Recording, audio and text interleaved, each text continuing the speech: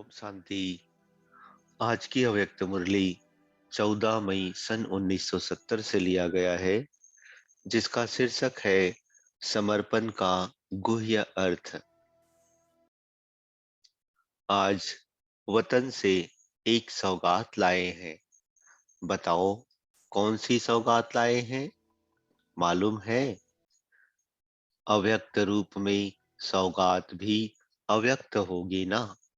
आज वतन से दर्पण ले आए हैं। दर्पण किस लिए लाया है?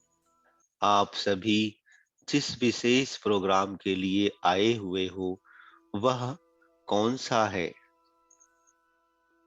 समर्पण कराने आए हो व संपूर्ण होने आए हो? वतन से दर्पण लाया है सभी को अर्पणमय का मुखड़ा देखने के लिए और दिखाने के लिए। समर्पण हो चुके हो? सभी हो चुके हो? इस सभा के अंदर कौन समझते हैं कि हम समर्पण हो चुके हैं? समर्पण किसको कहा जाता है? देह अभिमान में समर्पण हुए हो? समर्पण व संपूर्ण अर्पण हुए? हाँ व ना बोलो। देह अभिमान से संपूर्ण अर्पण हुए हो?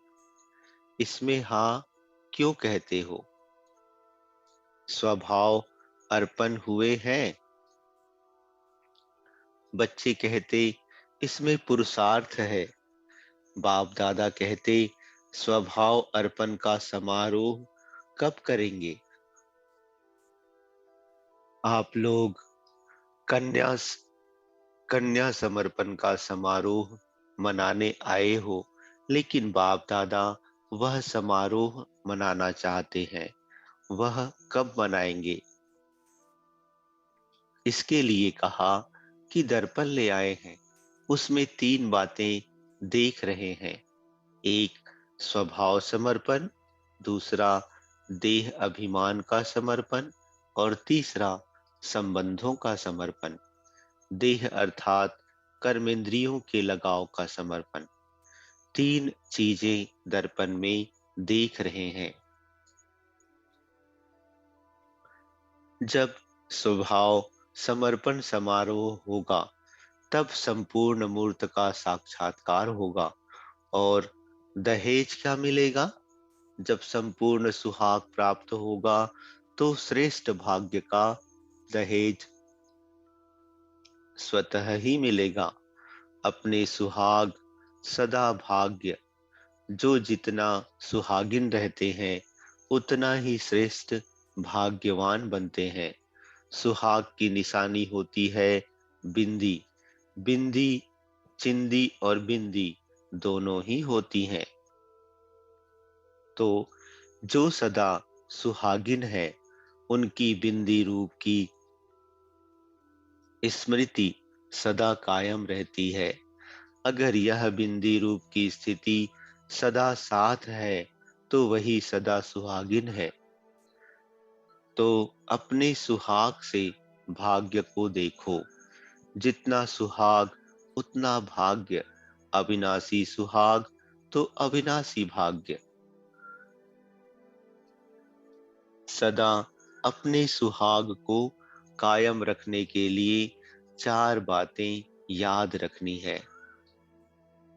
कौन सी चार बातें? चार बातों में से कोई एक बात भी बताओ। जैसे स्थूल दहेज तैयार करके आए हो ना, वैसे इसका कौन से पुरुषार्थ का दहेज चाहिए? कौन सी चार बातें हैं? एक तो सदैव जीवन का उद्देश्य सामने हो। दूसरा, बाप दादा का आदेश। तीसरा, संदेश। और चौथा, स्वदेश। जीवन का उद्देश्य सामने होने से पुरुषार्थ तीव्र चलेगा और बाप दादा के आदेश की स्मृति रख करके पुरुषार्थ करने से पुरुषार्थ में भी सफलता मिलती है। सभी को संदेश देना है, जिसको सर्विस कहा जाता है।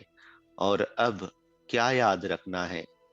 स्वदेश की अब घर जाना है। अब वापस जाने का समय है। समय समीप आ पहुंचा है। इन चार बातों में कोई भी बात की कमी है तो उस कमी का नाम ही कमजोर पुरुषार्थी है। कमी को भरने के लिए यह चार शब्द सामने रखो। बाप दादा बच्चों को आज एक नया टाइटल दे रहे हैं, लॉ मेकर्स, अर्थात कानून निर्माता। वह लोग पीस मेकर्स टाइटल देते हैं, लेकिन आज बाप दादा सभी बच्चों को टाइटल देते हैं कि आप सभी लॉ मेकर्स हो। हम लॉ मेकर्स हैं, यह स्मृति में रखेंगे तो कोई भी कदम सोच समझकर उठाएंगे। आप जो कदम उठाते हो वह मानो लॉ बन रहे हैं।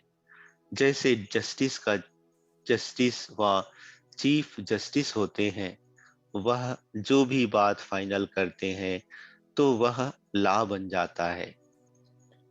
तो यहाँ भी सभी जस्टिस बैठे हुए हैं, लॉ मेकर्स हो। इसलिए ऐसा कोई भी कार्य नहीं करना है। जब हैं ही लॉ मेकर्स, तो जो संकल्प आप करेंगे, जो कदम आप उठाएंगे, आपको देख सारा विश्व फॉलो करेगा। आप लोगों की प्रजा आप सभी को फॉलो करेगी। तो ऐसे अपने को समझ फिर हर कर्म करो। इसमें भी नंबर होते हैं, लेकिन है तो सभी लॉ मेकर्स। आज बाप दादा इस सभा को देख हर्षित हो रहे थे। कितने लॉ मेकर्स इकट्ठे हुए हैं, ऐसा अपने को समझकर चलते हो। इतनी बड़ी जिम्मेवारी समझकर चलने से फिर छोटी छोटी बातें स्वतः ही खत्म हो जाती हैं। स्लोगन भी है, जो कर्म मैं करूंगा मुझे देख सभी करेंगे। यह स्लोगन सदैव याद रखेंगे, तब ही कार्य ठीक से कर सकेंगे। अपने को अकेला नहीं समझो।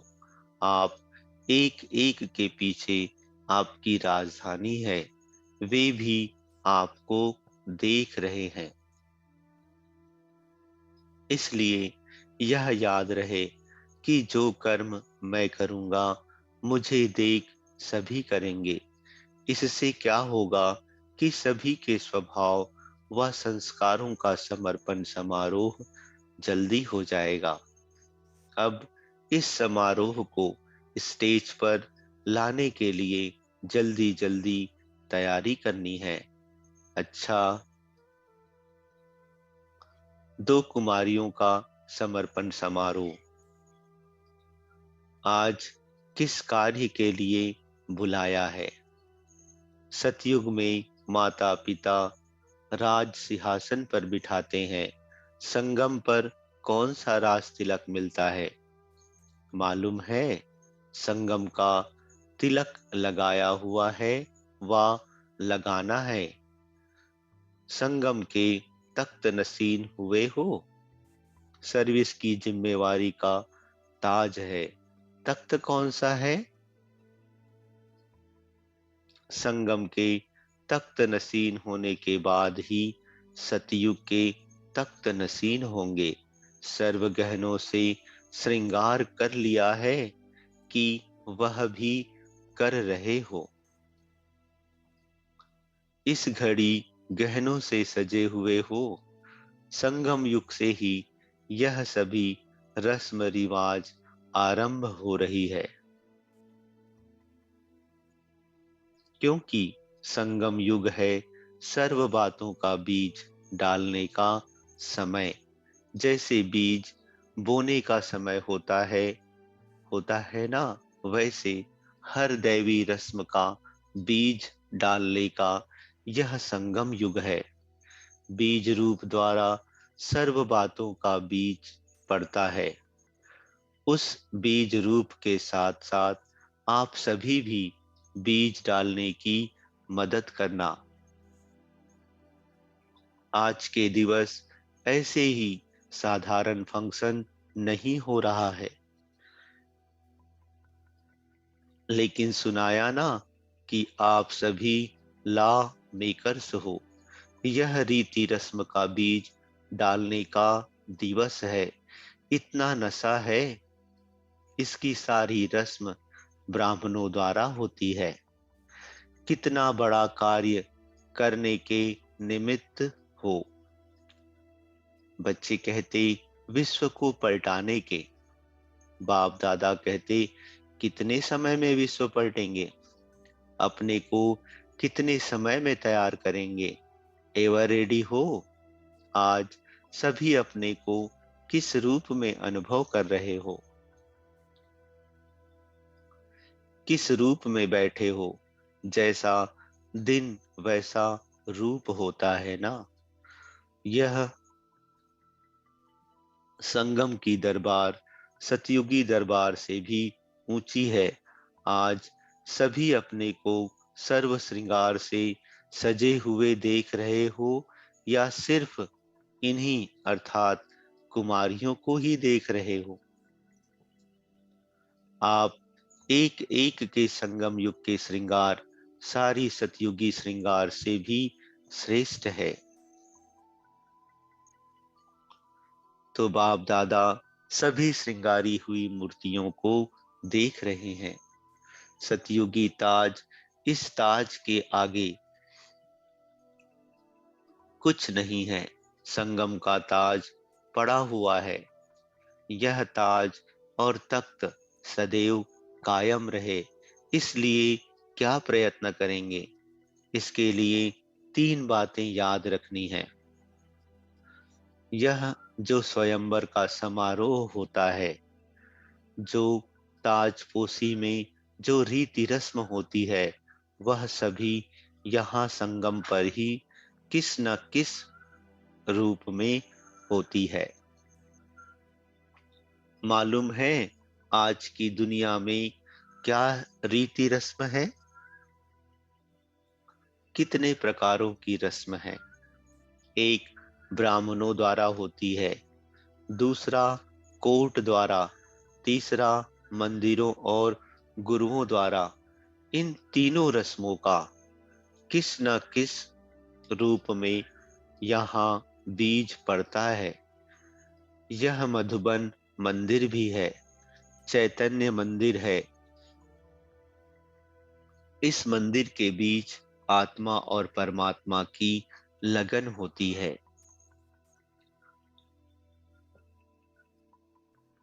साथ साथ कोर्ट का जो रिवाज है, वह भी यहाँ से शुरू होता है। सुनाया ना कि आप लॉ मेकर्स हो। इन्हों के आगे यह वायदा करेंगे तो यह कोर्ट हुई ना। तीनों ही रस्म इस संगम पर अलौकिक रूप से होती है, जिसका यादगार स्थूल रूप में चलता रहता है। अच्छा, तीन बातें।